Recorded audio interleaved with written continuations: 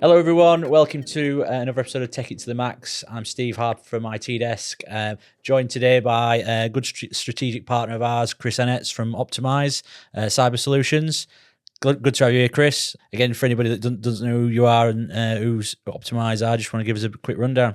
Yeah, cheers. Firstly, Steve, thank you for having us. I'm just saying what a great setup. Yeah, I'm just admiring your setup here. Cheers, mate. It's fantastic. Appreciate that. Optimise, we are a cybersecurity awareness training company, formed on the back, really, on my experience. So I used to work in government, did 21 and a half years. I was the UK's leading cyber incident coordinator at the National Cybersecurity Centre. What we found was that a lot of companies were getting hit by cyber incidents. We were helping them manage and recover.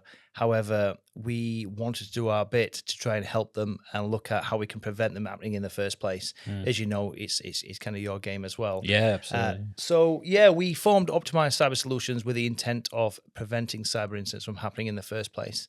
Looking at people, so people focused. Yeah. And delivering training to people, making them what is classed as in the industry as the weakest link and turning them into what is now the strongest link. No, I love it, man. I say we, for anybody that doesn't know, we partnered with you guys to deliver cyber awareness training. I mean, partly because, you know, the stuff you deliver is great and your credibility from the sort of, you know, your background's, you know, massive. I think it, you know, holds a lot of weight, and, you know, it was quite a cool story to tell people as well. And, you know, sort of, you know, where you sort of come up through. Yeah, it is kind of strange. I gave a talk not long back about something called imposter syndrome, and it was at a Cyber First convention. And it's not until you look back and see some of the achievements you've done. Yeah. I remember once I was delivering a brief in a Cobra meeting, and I was sat outside, and I'm thinking to myself, I'm just a lad from Barnsley here. What credibility do I have to be sat briefing the PM in a Cobra brief? And you give yourself a pinch, and actually, you have earned that credibility. You do know what you're talking about. Yeah. And it's one of those, you kind of naturally go through life. I mean, when I first started, I was a mechanical engineer. Yeah. And if you'd have said to me I'd be on computers, I'd be saying, no, not a chance. And then fast forward 22 years, and that's kind of the industry I've come into. I love it with a passion as well. Yeah, no, I think that shines through, mate. Every time, you know, I've sat with you, we've had, you know, chats, you know, just in general, or you've been delivering a session, you can tell that, you know your onions, you're passionate about it. And I think, you know, that helps what can be seen as maybe a bit of a dry subject be more engaging. Certainly, you know, from, you know, some of the you know, the end users and customers we deal with have got very little awareness on what, you know, what cyber threats are out there, unless like we've sort of specifically sort of delivered the information to them. So I think it definitely helps in sort of what you're delivering. For sure. And as you say there, what can be and perceived to be a dry subject, I always say when we go out and deliver training now, it's one of those where we're going to succeed, because when we go in and deliver training, everyone is expecting it to be dull, to be boring, to be asleep within 10 minutes. But then when you turn the training into realism, and they see it can impact not just them at work, but their families, their loved ones, themselves. And it really hits home, and you see the penny drop. And then when people interact, it's fantastic. And you get people talking, and it doesn't have to be technical. Cyber's not technical if you don't want it to be. And it's good to see, you say, people just taking their 1-2 things at home and just protecting themselves, really. I think you've just like sort of hit the nail on the head there. People hear the word cyber and think it's technical, but I think the awareness part of cyber awareness is the most important thing to focus on. It's the amount of you know, incidents that could be avoided if people are just aware of some sort of, you know, a lot of key, very simple warning signs to look out for. You know, we see it with some of our customers, you know, and, you know, you'll have certainly seen it. You know, the most common, obviously, where this stuff happens is these sort of phishing attacks. Can be quite advanced, but again, there are quite sort of simple things people can look out for sure, that will just avoid this stuff. I mean, from your point of view, what would you say is kind of the, you know, the top 3 things to sort of, if, you know, if somebody who doesn't know anything about cyber awareness should maybe look out for? Cool. No, great point. And I think what I'll first start with is kind of how we work together and why both our roles are important, and then the key bits with us. So with cybersecurity, I always explain to people, cybersecurity is three elements effectively. It's people, it's process, it's technology. Yeah. And the technology I see for an MSP, they manage it, they look after it, they provide everything that's required and needed from a technology side point of view with regards to cybersecurity safety. And the way I explain this to people is think of it as a house. I always say you can have a house that has the best alarms, the best burglar alarm systems, intrusion detection system, locks on windows, locks on doors. That's a technology. Without that as a starter, as a fundamental, then you can't protect yourselves. And that's where you guys come in. You guys provide everything that an organization needs to protect themselves. Yep. However, the people side of it is where we step in, because you can have all those systems, what you guys introduce and implement. And if someone's going to give you the key, and if someone's going to give you the alarm system or even open the door for you, then everything that they've paid for and implemented is kind of negated. Yeah. So we see kind of the three main key themes. Phishing, everyone's heard of phishing, but it's become so sophisticated now. It's not just a matter of sending out millions of spam emails hoping someone takes the bait. That's always going to happen. However, with the introduction of AI, deep fake videos, using things like ChatGPT to foster emails, learn business language and tone, it's very, very easy now to trick people. And it's a matter now, we say, of when somebody falls into an incident, not if they fall into an incident. So the key one for us is phishing. Then we look into things like passwords. There's been lots of changes with kind of the way people have and manage passwords. Historically, we would have one password or two passwords. It would gain us into a system and then allow us to be able to do everything that we need to do. Now, unfortunately, everything is either software as a service or a different application, all have multiple passwords. And we find that the most common mistake, and some of the exercise we run, is that people are using the same password over and over again. And once those passwords have been compromised, it's just a matter of time before the rest of the accounts have been compromised as well. Yeah, I think that's something we're keen on enforcing, that people, as much as it's to the disgust sometimes, that you can't have passwords written on Post-it notes. You do need to change them regular. I'd say that's definitely one of the biggest things we see. I mean, I think it's quite good timing you sort of coming on having a chat today with the sort of the still ongoing situation with M&S, which is quite high profile, sort of in the news. I think the cost thus far to M&S from the cyber attack is about 300 million. Crazy, that, isn't it? Which is, I think people never think it's going to happen to them. Yeah. But, if it can happen to M&S, it can literally, I mean, they won't, have scrimped on their, perimeter infrastructure security. For sure. Some of the software that they use. I mean, I've done a sort of little bit of digging around. I don't think any of this is confirmed. I don't think it probably will be confirmed for some time, but it does appear like this probably was down to a social engineering attack. Yes, yeah, I've read the same. Yeah, people. It's been caused through people, and it's not always. I think a key point when we say it's caused through and by people, it's not always intentional. Yeah, and nobody. Well, I know of nobody that gets up in the morning and thinks, "I want to really mess up today. I'm going to go into work and try and cause damage today." Yeah, it's one of those people are just trying to do their job. Yeah, under pressure, under a position where someone's manipulating them, and they've just accidentally given that wrong information, and that could be down to something as simple as lack of training, lack of awareness, too much pressure at work, etc. And I think with regards to the training side, we really emphasize on this, and we say, historically, so the way we deliver training now is through a combination of however's best for that organization. It can be through face-to-face, which we prefer. 90% of memory retention is done face-to-face. I think everybody agrees that trying to learn something through e-learning alone, e-learning has its place, but it's not as effective as face-to-face.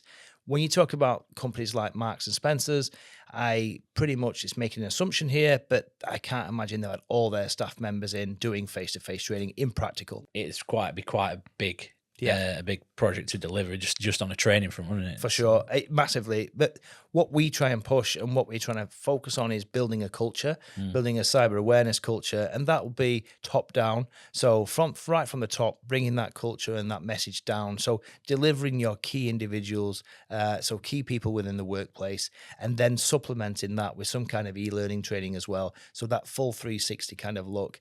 and making cyber awareness training interesting and not just them generic videos that people watch and tick box, etc. Yeah. But as you say, if a company like M&S with all that investment and all that infrastructure and all that protection, if they can get hit, then what are the chances of your SMEs got? I mean, the biggest question it raises to me, and again, I'm not in a position to criticize M&S's infrastructure or security policies. From what you were reading out in the media, it appears like somebody's maybe hoodwinked somebody on the service desk in terms of resetting some passwords, and you just got to wonder, it's like, and I think about this from our point of view. It's like, well, one, is MFA rolled out in the right place to protect those people, and two, what more can you do to verify the person that you're speaking to is the person that you're speaking to? I think if MFA was rolled out, that's probably a good. If they're also asking to reset their MFA, that would be certainly alarm bells, I think, for sure for a lot of people. So it's like, kind of, is that in place, and what else could they do if somebody's ringing up and kind of posing as a user that's in a bit of distress, needs to get something out the door, and they're just saying, "Can you reset the password?" Is there anything that you'd sort of say? Yeah, well, funny you should say that. We did an exercise. I'm not going to name on here, but we did an exercise with a local authority, and I was speaking with someone very senior in that local authority over a coffee, having a catch up, and I said, "How secure are your systems?" And the individual was very blasé, tongue in cheek, but very blasé, saying, "Yeah, we're good. We're in a really good position." I says, "I bet I can get into your system within 30, 35 minutes with permission, if allowed." And I was given the green light, and we, first of all, looked at social engineering. We looked on LinkedIn. Once we looked on LinkedIn, we found an individual that was working in some kind of consultancy sales role with people like that always showcase across LinkedIn, tell them about you, what you can be doing, etc., giving away a little bit too much information. So straight away, we was like, okay, let's have a look at this individual. We did it collectively. We found that individual was going to be at a certain place, certain time, which says to me that they're not going to be in their office at a specific time. So long story short, we created a fake video using AI, cloning that individual's voice, obviously with permission. And we called the out of office up and asked them to do something and to send us something that they wouldn't normally be allowed to do. So playing on emotions, the way we worded the message and the voice and the call and the email was pretty much to be asking for a favor, trying to help somebody out. And us as people, we try our best to help people, particularly in this kind of current state where everyone's busy. So they did their best. They thought they were doing the right thing, leaning out of the policy a little bit, and that actually fell foul. And we did actually come to the position where we could have gained access. So within 35 minutes, and that's a large organization with probably a lot of money spent on their tech as well. It's a scary sort of, well, I think, like, touching on that sort of the deep fake stuff and sort of impersonating people's voices, because again, looking at how we deliver a help desk service right now, the guys do get to know particular users sort of better. There'd be users that are in positions of authority to authorize changes that may be quite important, but because it's coming from that person, if it sounded like that person as well, where's the line to kind of where do you not? For sure. And you came along to one of our training sessions yesterday, which was fantastic, and we kind of pushed that message of challenge everything. I think as someone that runs a business now myself, I would rather one of my employees question and ask me to confirm before doing something out of the ordinary. If it's within policy and things seem fine and it's normal day-to-day practice, stick by the rules. If you've been asked to do something out of the ordinary, just challenge it. I would much rather praise someone for saying thank you for challenging that. And I think changing that culture of a blame culture and turning it into an open culture where people, if they do make the mistake, can put the hand up and say, "Do you know what? I think I've made a mistake." As you know, within your game, time is so critical with cyber. Absolutely, the sooner it's reported, the sooner you can act upon it. You don't want to be in that position where you kind of feel a little bit too nervous to report, and then you've left it too late, and then the cyber instance, it's expanded. Well, I think, like you say, the time is such a massive factor. I mean, looking at M&S's current position now, or the perceived current position, should I say, where it appears that they're still sort of battling to.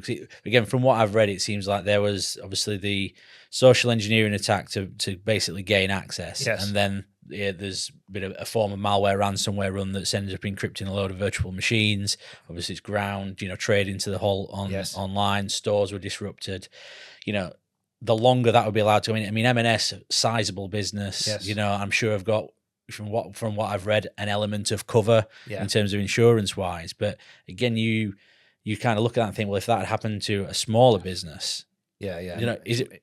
It's crazy, isn't it? I think there's a stat out at the minute where 90% of small UK SMEs, small UK SMEs that are hit by cyber incidents go under. And the reason why you don't hear about it is because these small SMEs that are just starting, these new startups that fall victim, they've not got the voice, they've not got the credibility, they've not got the position in the media, and they just trickle away in the background. They simply can't keep going. I was working. I received a phone call maybe about a month ago now, where it was a company that had been trading for 30 years. They'd not had any IT support. They'd done everything internal. They'd done it themselves. And they got hit with some ransomware, and their business folded after 30 years. Wow. They just simply couldn't continue without their client list. And then they were scared of getting hit with fines from things like the ICO. You just think to yourself, that's just so sad when it could have been prevented, and it's not through malicious intent. Not at all. And I think, me yourself are kind of either, as I don't think that there's an endless pot of money for security and things like that, but there are things that with a bit of time and effort. I mean, I'm a big believer of just get yourself through Cyber Essentials because even if you've not got everything in place now, it'll open your eyes to right. Well, I need to get that sorted. And if you tick enough boxes to kind of show that you're taking it seriously and you're taking reasonable steps. I think that the big word there is reasonable steps. For sure. With Cyber Essentials, you've got an element of cover there. And touch wood, it wouldn't mean closing doors, but it might just help weather the storm if you are unfortunate enough to be targeted by this stuff. Yeah, exactly. And I'm asked a lot, actually, what is Cyber Essentials? It's banded around a lot. And when we're going out doing our marketing, I get asked the question, what's Cyber Essentials? And I always say, think of it as the MOT. It is kind of the minimum baseline, what your organization needs to meet, the minimum criteria to say, actually, you are safe to operate. It's there for a reason. It's not expensive, very little cost, and you get some perks with it. You get your cyber insurance, et cetera, and it shows credibility to other organizations. Yeah, I think it's important to know you don't. I mean, we will help our clients through it, and we'll provide it as a service. But you don't have to be working with an MSP to do it. You can go and do it off your own back.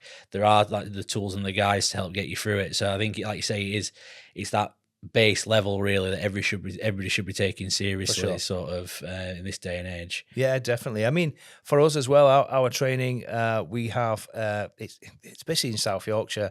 A lot of your customers, a lot of our customers are in South Yorkshire, which works brilliant. We love to work local, and there's funding available, and take advantage of that funding. I mean, at the minute, Skills Bank, they're offering up to 70% funding for the awareness training that we provide.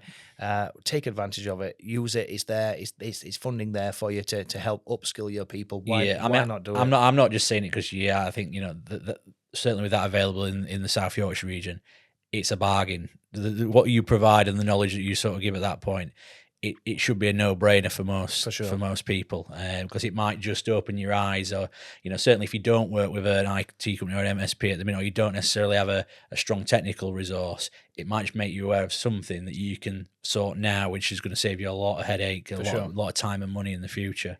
Not only that as well. I mean, going back to say the services that you guys provide.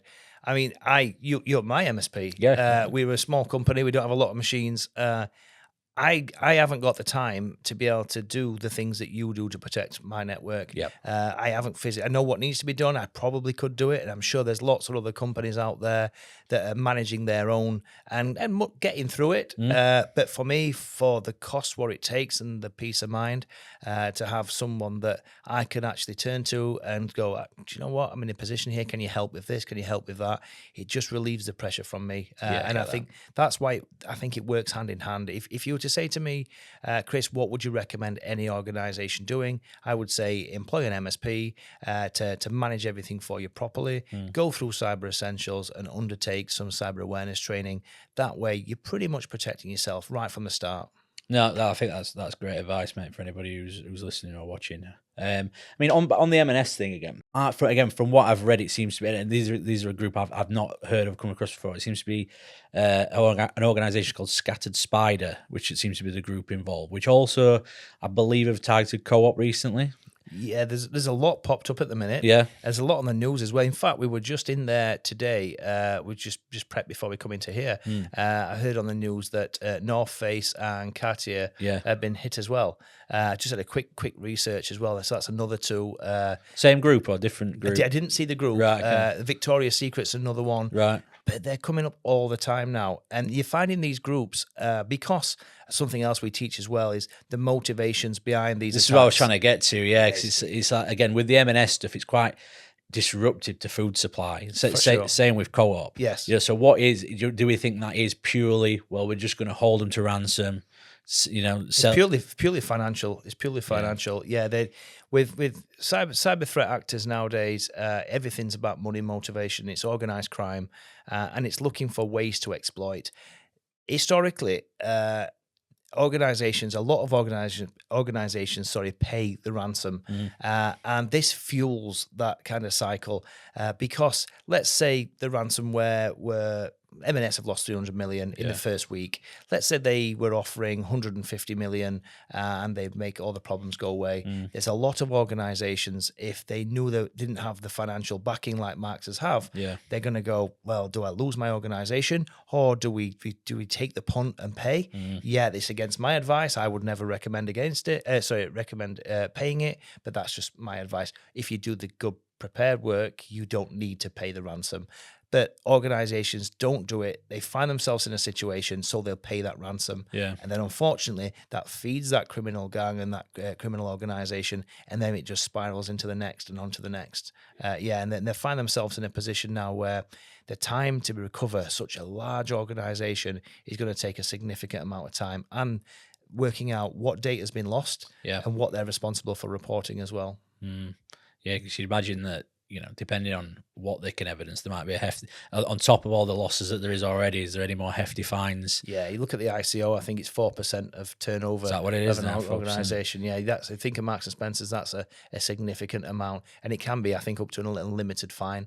So it's a significant impact. Not only are they losing of their productivity, their operational and reputational, but they can also get stung through governance fines as well, which it's going to be a hard time for them, and I bet they're working tirelessly at the minute to try and get that back up and running. I think I read something like they've lost something like 700 million off their like market value or something crazy like that. And again, this is all speculation. Obviously, the cost of approximately 300 million that they've lost, I'm sure I read somewhere that they're actually only probably insured up to 200 million. So that if they're effectively maybe in 100 million hole, it'd be really interesting to know. I mean, not that there's an easy decision to make should you have paid the ransom, but like you say, it'd be interesting to know what that ransom was at the time, and whether it's just a policy of we don't negotiate with terrorists or this type thing. Or so in my time in the NCSC, my job would have been, I would have been managing an event like this. Right. Okay. The most serious cyber incidents that came into the UK, they get triaged, and the most serious ones would come to something like myself. We're always asked the question, would you negotiate? Our response, a government official role is you never negotiate, you never pay. However, there's always that thing in the back of my mind, and now especially as a business owner, say for example, we have, let's say we have £100 in the bank, and we're hit with a ransomware, and they say, we want £10 reward. You pay this, we'll give you everything back. Or my company goes under. I know I can afford it. I know morally I shouldn't. But then you start thinking, well, actually, it's either I'm going to lose everything, or I go back to where we are, and I take it on the head. And you kind of question the morality of the company and the threat actors. But they work on reputation as well. Yeah. So they'll say they openly communicate quite often and say, we'll tell you how we got in, we'll tell you your vulnerabilities, we'll tell you how to fix it in the future, and we'll give you all your data back. And you say, well, why would I trust them? Well, they work on their credibility, because if them as a ransomware threat actor don't do what they say, no one's ever going to pay it. Yeah. So it's a very bad position. It's a leap of faith, though, isn't it? It's a very bad position. But yeah, just for the record, I say never pay. Yeah, never pay. Crazy. Yeah, I mean, like we were saying, I think we a number of conversations, this stuff's just not going away because of just how lucrative it is. Yeah. I mean, just you know, a simple stat here that ransomware attacks are up 126% globally. I mean, wow. I just can't see it. So, you know, another one, global cost of cybercrime projected to reach 24 trillion by 2027. Yeah. And they're just getting more and more clever and sophisticated. I mean, one we were talking about, which I wasn't aware, and really, again, this is where the awareness part comes in. Sure. Is like the QR code scams we were talking about. Yes, yeah. Again, if I saw a QR code that was relevant to what I was doing, I probably wouldn't think twice of sort of scanning that and potentially falling foul. Yeah. You know. So the one we were chatting about yesterday, delivering it to my training class, is a couple of individuals. I think a couple of students. What they did was they printed off some stickers, QR code stickers, and they placed them on the car parks, on the car parking meters in some London car parks. And what they did is they did it overnight. So the next morning, people came, they scanned the QR code, and it took them to a website that looked like the website that they were supposed to be going on, and it took a card payment from them, and they got very rich overnight. I think, unfortunately, they were that young and quite... you could tell it was opportunistic rather than planned. But I think they'd actually use their own bank account. And it's the reason it didn't take long to trace them. But yeah, I mean, these scammers are coming up with so many different ways. You can find these QR codes in restaurants, on top of tables. People think they're ordering food. Everywhere. And actually, they're not actually just lining the pocket. So my bit of advice for that is QR codes are great. I use them myself. Just check that URL, and the URL means the website. Just check that website, make sure it's taking you to where you're going. Always double check that, particularly as well when you're scanning to join like Wi-Fi. Is public Wi-Fi, I always say avoid. Use your phone if you can, as much as possible. If you have to use public Wi-Fi, then use a VPN. So just enable a VPN, and if you don't know what one is, then just have a quick look. And there's some very cheap. There's some free ones out there as well. But yeah, it's better to be safe than sorry. Yeah, absolutely. I think, you know, there's a lot that the organizations can do. If you're working with an IT partner, a lot of this stuff, you know, I'm about to say now will be bread and butter or should be, but you know, there's a lot of information out there to set some of this up yourself. Yeah, but you know, as a minimum, you should have things like MFA. Yeah, we're all used to that these days between banking, but I'm a big believer, have it on everything that's important to you. Social media is, again, if you're an active user of social media, as we've said, from like the deep cloning, the deep faking and stuff like that, you should be protecting that. Cyber essentials, if you've got the time and the resources to do it, for sure, absolute no brainer. And you know the stuff that we've all come to sort of expect in terms of make sure your firewalls are up to date, you've got the right sort of level of antivirus. Try and, if you can, steer away from the free stuff. Make sure it's it's allowed for commercial use and things like that. I think that's what I really enjoy about having an MSP. Everything's catered for. I don't have to do that searching. Yes. You manage my multi-factor authentication, advise on the VPN, you manage all my access policies, do my antivirus and firewalls. We've got to, mate. It's kind of, if we don't be proactive and we don't be thinking about that stuff constantly and progressively, you know, threats evolve all the time.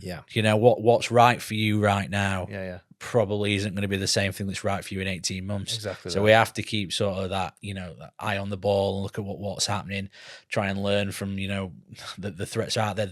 there's always something that sneaks through. Like you say, we go back to the very start. We talk about, people giving the keys to the kingdom away, and there's always varying sort of new attacks, especially in the whole sort of emergence of AI. As we're saying, deepfake's just one.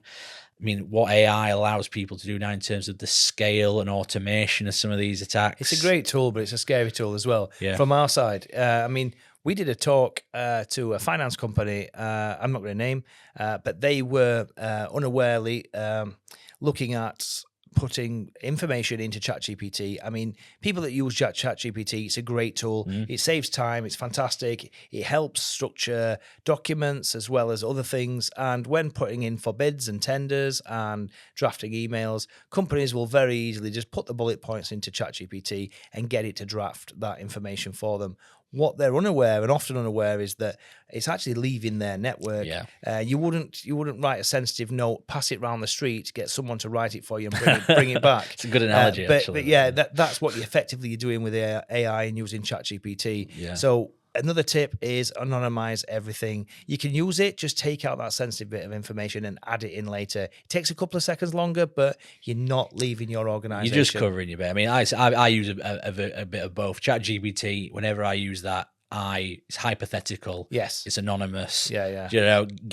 Get the points in that you need, but don't use, any names, sure. any sort of identifiable information.